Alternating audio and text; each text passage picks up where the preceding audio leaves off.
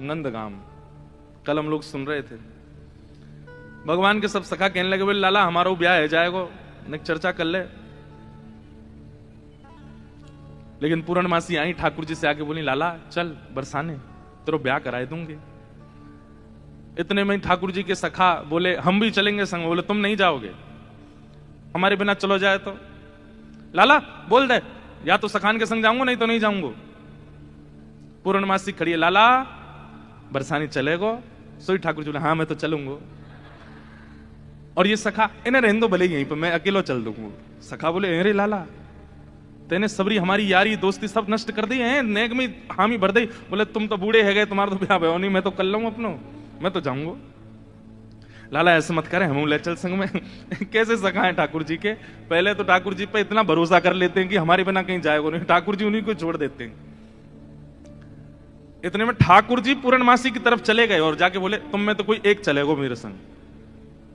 बोले क्यों, एक क्यों चलेगो? अरे ससुराल है, कल को हमारी ससुराल बन जाएगा बरसानो, तुम सबरे ऐसे ऐसे काम करो, तुमने ले जाके मैं ना कटवाऊंगा अपनी, कोई एक चलो।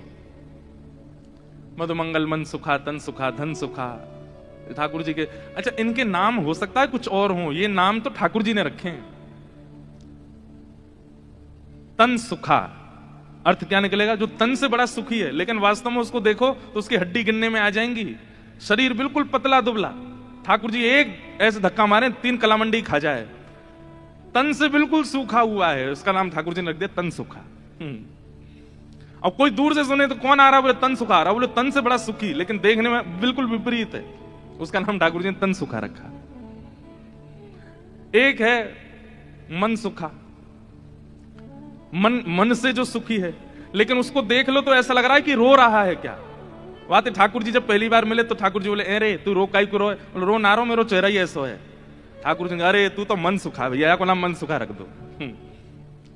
एक आयो, वो 4 दिन एक ही कपड़ा ने पहने, 5-5 दिन तक एक ही कपड़ा ने पहने, ना नहावे ना धोवे।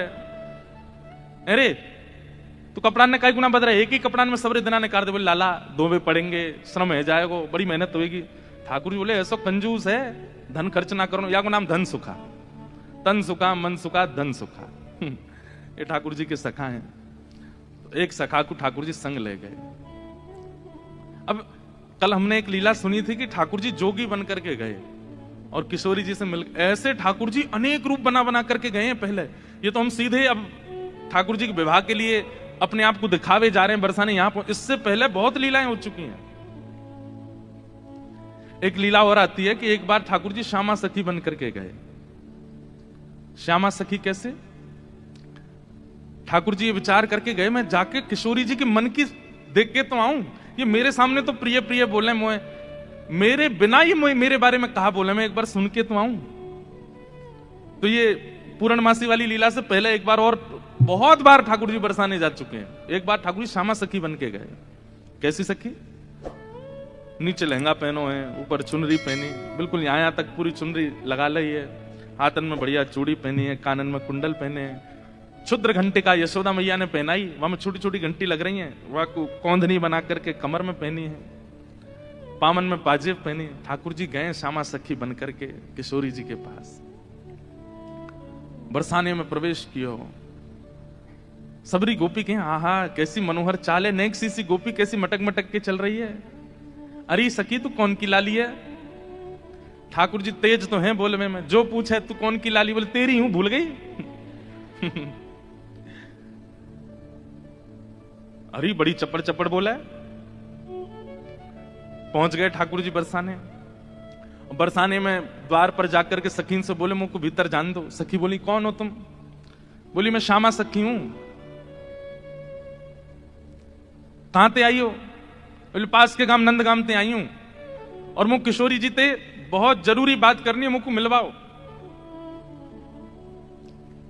एफ ले लो भैया।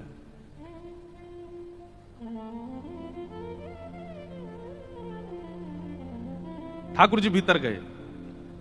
सखी ने बोली बोले भानु बाबा के पास जाओ, शिकायत आदि करनी है, कोई न्याय चाहिए तो वहां जाओ, ये किशोरी जी के पास आवे के लिए नहीं है। और नहीं हम तो किशोरी जी से ही बात करेंगी, ऐसी बात है कि मैं वृषभानु जी से ना कह सकूं। सकीन ने जाकर के भीतर किशोरी जी से कही, हे लाडली जो, बाहर एक गोपी ठाड़ी है और यूं कह रही है कि वाह आपसे ही बात करनी है और आपसे बात करके कछु न्याय करानो है। किशोरी जी बोली अच्छा बुलाओ भीतर। द्वार खुले, आहा ठाकुर जी बढ़िया चुनरी पहन करके, ये गजगामिनी सी चाल, एक तो चाल ही ठाकुर जी की टेढ़ी मेढ़ी, ऊपर से सखी बन करके और ज्यादा बनावटी चल रहे हैं तो इतने प्यारे लग रहे हैं। किशोरी जी सिंहासन पर विराज रही हैं और श्याम सुंदर भीतर आ रहे हैं। सब लोग ध्यान से सुनिए।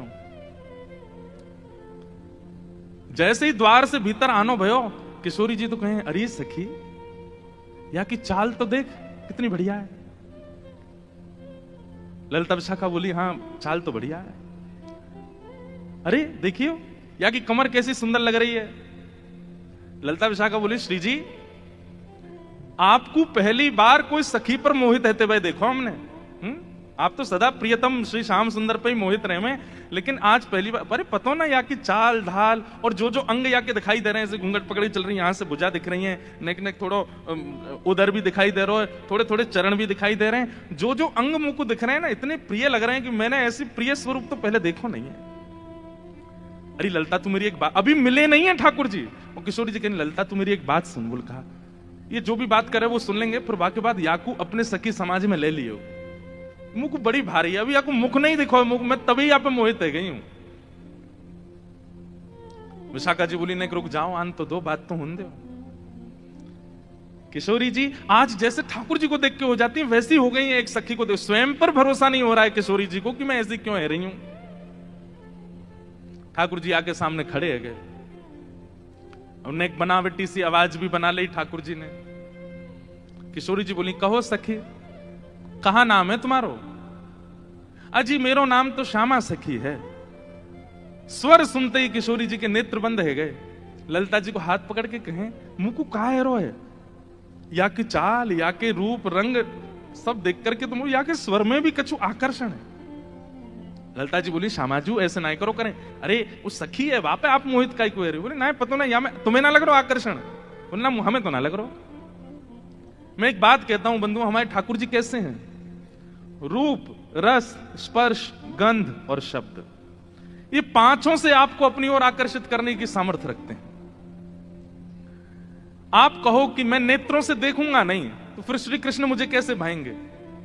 वो कान में ऐसा स्वर बोल देंगे कि स्वर से आप उनके हो जाओगे। आप कहो कि मैं नेत्रों से देखूंगा भी नहीं, कान से सुनूंगा भी नहीं, फिर श्री कृष्ण मुझे कैसे अपनाएंगे? अरे वो अपने अधरामृत को नेक कछु तिनका आपकी जिह्वा पे धर देंगे, वही से आप उनके हो जाओगे। आप कहोगे मैं नेत्र भी बंद कर लूं, कान भी बंद, मुख भी बंद, अब श्री कृष्ण मेरे कैसे होंगे? तो वो आपके बगल में आके खड़े हो जाएंगे, उनकी तन की सुगंधी नाक से भीतर जाए, वही से उनके हो जाओगे। आप कहो आंख कान नाक मुंह सब बंद कर लूं, अब श्री कृष्ण मुझे कैसे अपनाएंगे? तो वो केवल अपनी कनिष्ठ उंगली से आपके तन को छू देंगे, वही से उनके हो जाओगे। वो स्पर्श ही इतना सुखदायी होगा कि आप उनको छोड़ नहीं पाओगे। किशोरी जी कह रही हैं अरे मैं अपने आपे तो बाहर जा रही हूं, ये सखी कैसी है, या कि स्वर कितने सुंदर। ठाकुर जी खड़े खड़े बोले अरे श्यामाजू मुंह को इतनी देर है गई खड़े खड़े, आप मेरो न्याय करोगी कि नहीं करोगी? किशोरी जी बोले अरे मैं तो ऐसे बहल गई, बताओ कहा बात है? बोली मैं आपसे आज न्याय की याचना करके आई हूं। मैं रहूं नंदगाम में, और नंदगाम में नंद बाबा के महल के बिल्कुल समीप ही मेरा घर है। तो विशाखा जी बोली तो नंद बाबा के पास जाती न्याय लेवे, तुम बरसाने का आई हो? बोले वहां नहीं मिलेगा, यही मारे तो यहां आई हूं। और बात इतनी गंभीर है कि मैं वृषभानु बाबा से ना कह सकूं, आप तो ही कहूंगे। किशोरी जी बोली कहो। श्यामा सखी रोने लगी, ठाकुर जी रोने लगे, आंसू ने पहुंचने लगे। अरे मैं कहां बताऊं, कैसे मोहते कहूं, मुझ को तो लज्जा आ रही है बतावे में। श्री जी बोली ऐसे मत करो, बताओ बताओ कहा बात है? बोले कल परसों में दही बेकवे के कायजे जाई रही, इतने में मार्ग में श्याम सुंदर आए गए। किशोरी जी थोड़ी सहम गई, श्याम सुंदर? बोला हाँ। अरे तुमने उनको बड़ी प्रशंसा सुनी है, उनकी बड़ी महिमा सुनी है, पर तुम उनके अंदर की ना जानो हैं, उनमें वो आकर्षण क्यों नहीं बन पाता? किसी की निंदा नहीं है, सारे रूप अपनी जगह व्यवस्थित हैं, पूजने के अधिकारी, वंदन के अधिकारी, पर जो आकर्षण श्री कृष्ण में है वो सारे रूपों में क्यों नहीं है? क्योंकि श्री कृष्ण जी का जो ये रूप प्रकट हुआ है ये किशोरी जी को सुख देने के लिए हुआ है। अरे वो किसी सखी के संग कोई लीला भी करते हैं ना, वो इसलिए कर रहे हैं कि ये लीला किशोरी जी को पता चले और वो प्रसन्न हो जाएं सुन करके।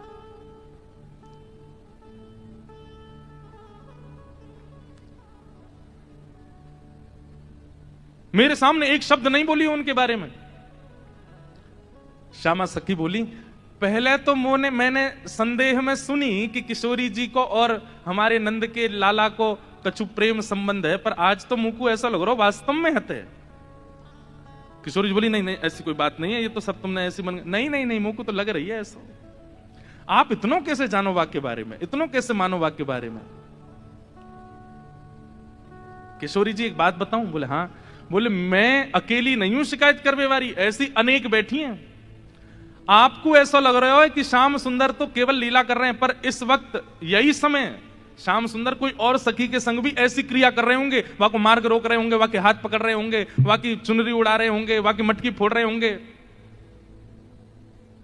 और ना विश्वास होवे तो आपको अगर बहुत प्रेम है तो आप श्याम सुंदर को पुकार के देख लो, यदि वो आ जाएं तो मैं मान जाऊंगी। आमेंगे ही नहीं। ठाकुर जी कह रहे हैं मैं तो सामने ही खड़ा हूं, मैं कैसे आऊंगा?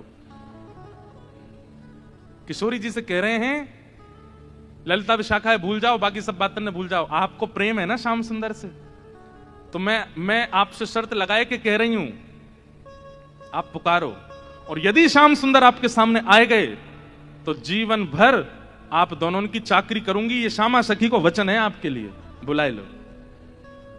किशोरी जी बोली, देख मोते मत बोले, मैं जानू, मुझको प्रबल विश्वास है कि श्याम सुंदर आ जाएंगे, मैं बस टेर लगाऊंगी और दौड़े दौड़े आवेंगे।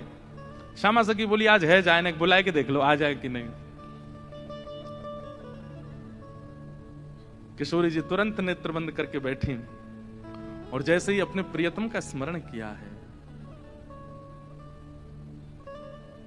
हो तो दासी नित्य तिहारी, हो तो दासी नित्य तिहारी, प्राणनाथ जीवन धन मेरे, प्राणनाथ जीवन धन मेरे, हो तुम पे मैं बलिहारी, हो तो दासी नित्य तिहारी, हो तो दासी नित्य तिहारी, हो तो दासी नित्य तिहारी, हो तो दासी नित्य।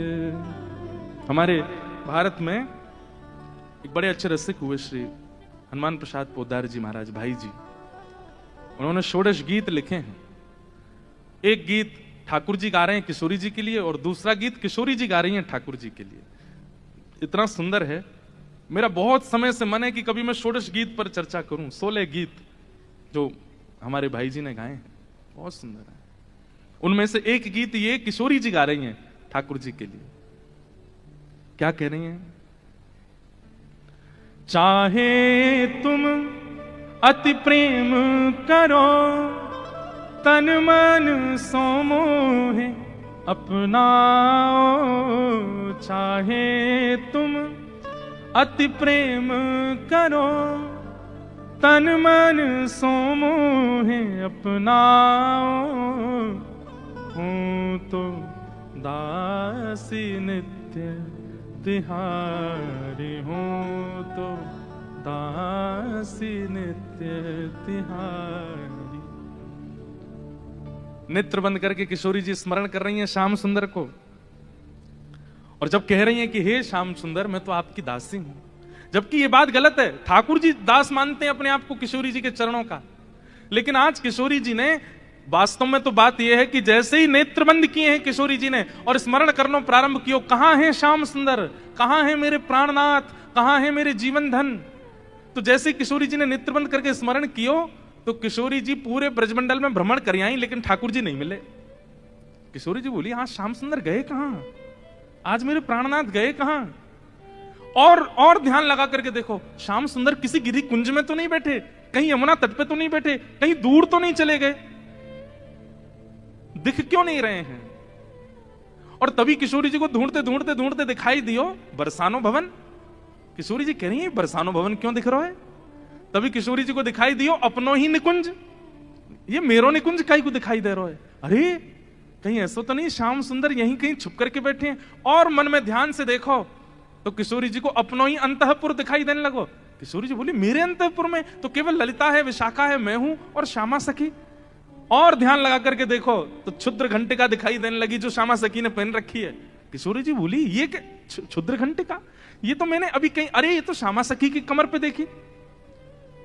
और जब और ध्यान लगा करके देखो तो घूंघट के भीतर कमल नैन मटक रहे हैं, इधर उधर आंख मटका रहे हैं। तुरंत किशोरी जी ने नेत्र खोल करके गई श्याम सुंदर आप तो सामने ही खड़े हो। और जैसे ये बात कही ललिता विशाखा दौड़ करके कहां है कहां है कहां? बोले यही श्यामा सखी, पकड़ो याकू। ठाकुर जी दौड़ने लगे वहां से, इतने में ही पकड़ ली और पकड़ करके जैसे ही चुनरी उतारी, आहा श्याम सुंदर तो सामने ही खड़े।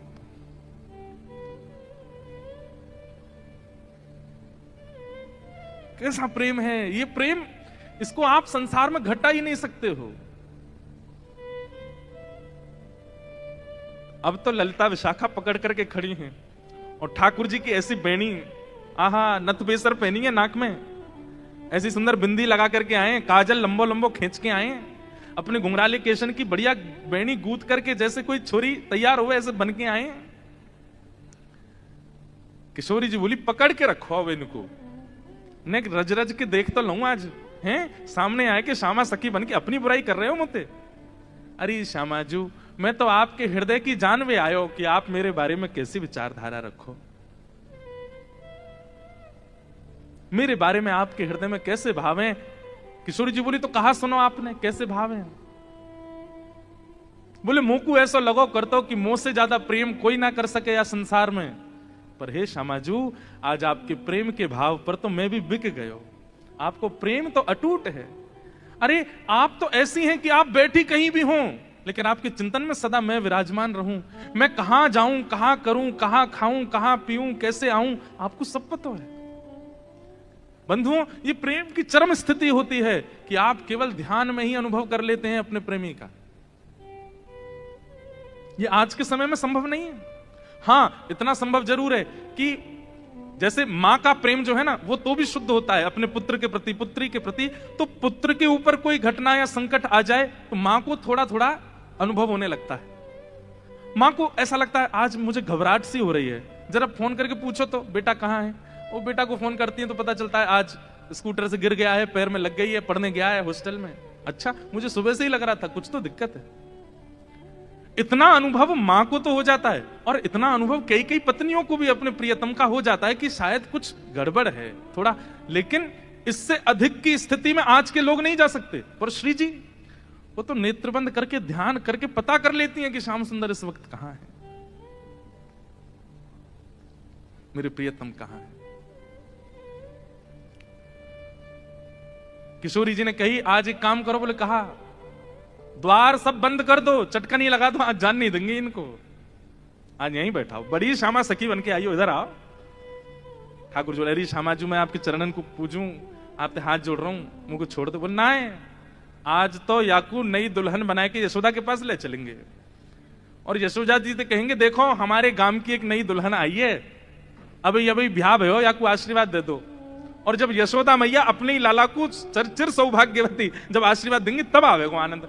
किशोरी जी आपसे हाथ जोड़ूं, पाम परूं, ऐसा मत करियो, यशोदा मैया के आगे नाक कट जाएगी मेरी, ऐसे छोरी बनो डोलूं, वो वैसी मेरे पीछे पड़ी रहे। ए लाला ने अपनी चाल सुधार, दूर से ऐसा लगा कोई गजगामिनी छोरी आ रही है का।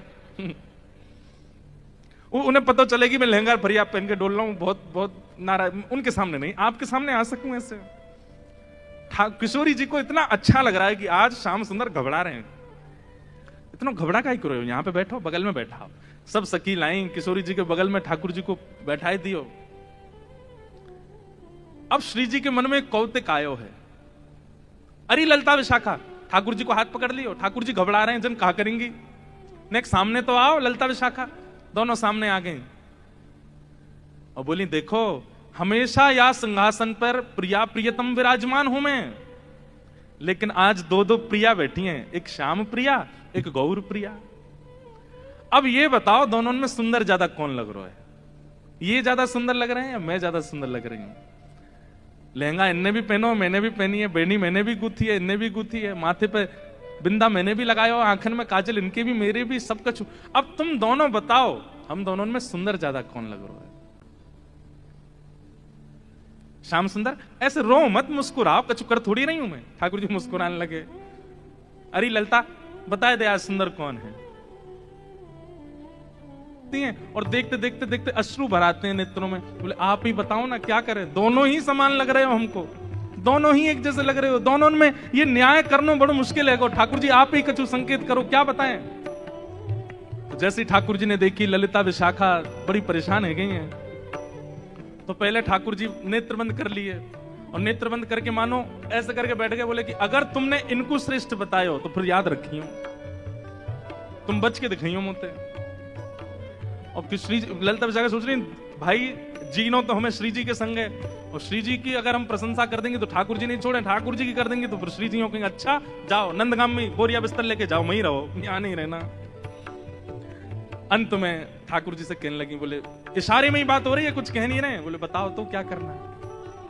अंत में ठाकुर जी को दया आ गई, और दया आके ठाकुर जी ने ऐसे इशारा किया, बोले इन्हीं की बताओ, बेसर इन्हीं की अच्छी है। बोले मेरी प्रशंसा कर दोगे मुझे सुख नहीं मिलेगा, इनकी प्रशंसा करोगे ये राजी भी आ जाएंगी, मुझे भी सुख मिलेगा। हाँ हाँ। कछु एक सरस लली की बेसर, एक सरस लली की बेसर, कछु एक सरस लली की बेसर, एक सरस लली की बेसर, कौन की अतिनी की बेसर, कौन की अतिनी की बेसर, कौन की अतिनी की बेसर, कौन की अतिनी की। अंत में ठाकुर जी ने इशारा कर दिया, बोले इन्हीं की बेसर नी की है, यूं कह दो।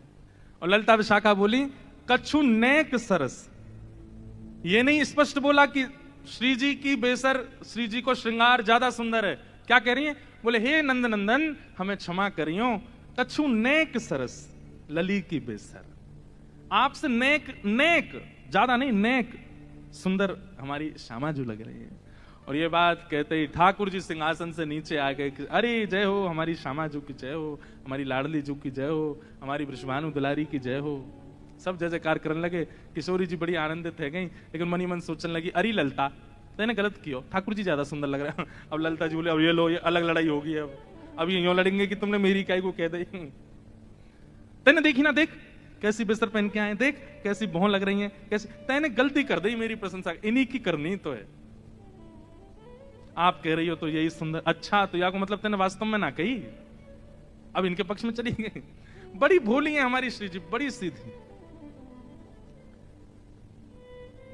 सेवा धर्म का एक स्वरूप और होता है, हां में हां, ना में ना। हमारे सेवक जो कहते हैं वो, हमारे स्वामी जो कहते हैं उसमें हाँ है। हमारे स्वामी अगर कहते हैं रात्रि के 2 बज रहे हैं तो समझो 2 ही बज रहे हैं। हमारे स्वामी कहते हैं कि भाई बड़ी ठंडी पड़ रही है तो कंबल लाके उड़ा दो, बोले ठंडी होगी जेठ के महीना में। ये सेवक धर्म है भैया, ये सामान्य नहीं, अपनी बुद्धि मत चलाइए। आजकल के सेवक तो विचित्र होते हैं। गुरुजी ने अपने चेला से कही, चेला राम रात्रि हो गई बेटा, चलो लाइट बंद कर दो। बोले गुरुजी आंख बंद कर लो, अंधेरा अपने आप हो जाएगा।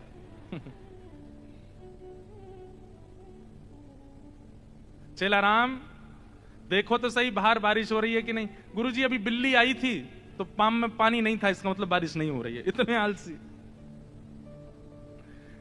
चेला राम बड़ी हवा चल रही है, किवाड़ बंद कर दो। गुरुजी 2 काम मैंने कर दिए, तीसरा आप कर लो। ऐसे चेला है आजकल। तो सेवा धर्म कैसा है? ठाकुर जी कहें हां तो हां, ठाकुर जी कहें ना तो ना। हम एक पर्ची वाला क्रम करते हैं अपने ठाकुर जी के संग। अब तो मैं करता ही नहीं हूं। क्यों? वो ना ही करते हैं हर बात पे, हर बात पर ना बोल देते हैं, ना ये नहीं करनो, ये नहीं करनो। इसलिए हम पूछते ही नहीं है। तो ठाकुर जी एक दिन मैंने अपने लाल जी से मैं अब नहीं पूछूंगा, हर बात पर ना बोल देते हो। तो उस दिन रात्रि का श्रृंगार ऐसी जोर से मुस्कुरा रहे थे, बोले मैं तो खेल हूं तेरे संग, तू जितनी बार पूछोगे नहीं बोलूंगा, तो पूछा ही मत, अपनी बुद्धि विवेक तक कर। तो उस दिन से हमने ये समझ लिया कि ठाकुर जी कह रहे हैं भाई अब तुम छोटी छोटी बात भी मुझसे थोड़ी पूछोगे, अपने बुद्धि विवेक से करो, जब लगे कि जीवन में बड़े घेराव आ गए अब क्या करें तब मुझसे पूछो। कई बार ठाकुर जी की ना में हां होती है और हां में ना होती है, समझ नहीं आता है। ऐसे प्रिया प्रियतम की मधुर लीला हुई। इसके बाद में यूं कहते हैं कि प्रिया जी इतनी भाग गई किशोरी जी ठाकुर जी के स्वरूप पे, वैसे ही ले गई ठाकुर जी को नंद भवन, बिल्कुल घूंघट घूंघट लगा करके। और यशोदा मैया तो जाके बोली, हे यशोदा मैया, अरे किशोरी जी कैसे आई आप? अरे लाली तू कैसे आई? अरे कहा बताऊं, एक नई बहू आई है ना कि आपको आशीर्वाद दे दो। ठाकुर जी को सौगंध दे के लाई, बोलोगे नहीं? ठाकुर जी आए घूंघट घूंघट पहन करके। यशोदा मैया, अरे बड़ी सुंदर, देखियो याके पाम हाथ तो बिल्कुल मेरे लाला जैसे लग रहे हैं, सांवरी सी है बिल्कुल। मैया या को आशीष दे दो, या को ब्याह है व्यवहार हो है। अच्छा कहां ते ब्याह होगा? बोले बरसाने के गोप ते ब्याह है रो या को। मैया बड़ी निपुण है, खानो बनानो जाने, नाचनो जाने, गानो जाने सब। यशोदा मैया बोली अच्छा लेकिन नाच के दिखाइयो। घूंघट में ठाकुर जी नाच रहे हैं यशोदा मैया के आगे। मैया बोली, अरे तू बड़ी विलंब ते मिली मोए, किशोरी ते पहले मिल गई होती, तेरो ही ब्याह कराती अपने लाला ते। ऐसी सुंदर। ठाकुर जी ने अंत में जैसे ही मुखमंडल ऊपर किया, अरे बजमारे तू कहां से आए यहाँ पे? अरे मैया मैं कहा बताऊं, ये सब ऐसी लीला करें मेरे संग, ऐसा आनंद करें। यशोदा मैया बोली, अरे श्यामाजू गलती तो छोरा है गो है, या लक्षण सब छोरी कैसे हैं? केवल नाम को छोरा है, बाकी खान पान पहन चाल वाल सब छोरी किसी आके। अच्छा ये सब है नहीं, वास्तविक नहीं है ये सब। ठाकुर जी सबको मोहित करने के लिए करते हैं। नहीं, वही मथुरा आ जाते हैं और जब द्वारिका आते हैं थर थर कांपते हैं राजा। पौरुष है ठाकुर जी में, ठाकुर जी का ऐश्वर्य है, लेकिन व्रज वृंदावन से इतना प्रेम है, ठाकुर जी ने सबको छुपा रखा है, किसी को प्रकट नहीं होने देते। अरे वंशी बजाते हैं बस, मधुर लीला करते हैं, ये क्यों? प्रेम, बहुत प्रेम है ठाकुर जी को ब्रजवासियों से। तो ठाकुर जी आज पूर्णमासी के साथ बरसाने गए। बरसाने जैसे ही गए, सब अटारियों पर सखियां खड़ी हो गई, सब खड़े होकर के देख रही हैं, आहा रूप तो सुंदर है, कारो है लेकिन सुंदर तो लगे, चाल देखो चाल कितनी अच्छी है। ये कीर्ति मैया ने योजना इसलिए बनवाई ताकि सब बरसाने के लोग प्रिया जी की विवाह में राजी हो जाएं ठाकुर जी के प्रति। सब इतने राजी है गए, मैया को तो मनो राजी है जाए, पर सब इतने राजी है गए कि अपनी अपनी छोरी ने सजा धजा के लिए आए, यंते ब्याह जाए इनको। भीतर गए, बड़ी अद्भुत लीला, बड़ी विस्तृत लीला है। और उसके बाद सब सखियां ठाकुर जी को कुछ कहती हैं और उनका प्रत्युत्तर मधुमंगल देता है, ऐसा नहीं ऐसा, ऐसा नहीं ऐसा। अंत में प्रिया जी आई, प्रिया जी को देख करके ठाकुर जी मोहित है गए। और वहां कल किशोरी जी की गोद भराई, भाई आज यहां ठाकुर जी को टीको कर दियो। मैया ने कही लाला अब तू तैयारी कर ले, अब तुम्हारा ब्याह करेंगे काव दिन। और ऐसे करके दोनों के ब्याह पक्का भय। बड़ी लीलाएं हुई, सब लीलाओं का तो विस्तार है। मूल रूप में ये बात क्या है, ये कथाएं कौन सुन रही हैं? 16,100 राजकुमारियां सुन रही हैं। कृष्ण विरह में विरही वो राजकुमारियां सुन रही हैं और श्री उद्धव जी सुना रहे हैं। और श्री उद्धव जी के मुख से ये भाव सुनकर के उनके नेत्रों से अश्रुपात हो रहे हैं। कृष्ण विरह कम लगने लगा, कृष्ण विरह फीका लगने लगा। अब तो ब्रजवासियों का प्रेम भाव वही नेत्रों से छलक रहा है। अब उद्धव जी महाराज पूछते हैं, आप सबकी अब इच्छा क्या है? कृष्ण चाहिए? बोले कृष्ण नहीं चाहिए, अब तो हमको किशोरी जी के चरणार विंद चाहिए, अब तो इन ब्रजवासियों के चरणार विंद चाहिए, या ब्रज में अखंड वास मिल जाए, बस हमें यही चाहिए और कुछ नहीं चाहिए। ऐसी भावना है। इन सब भावों के साथ बड़ी लीलाएं सब सुना रहे हैं। आज कथा का यहाँ विश्राम हो रहा है। हम गांधी धाम वैसे तो आते रहते हैं हर साल ही, और इस बार तो 2 बार आना हो गया है। अप्रैल में भी आए, अभी भी आए।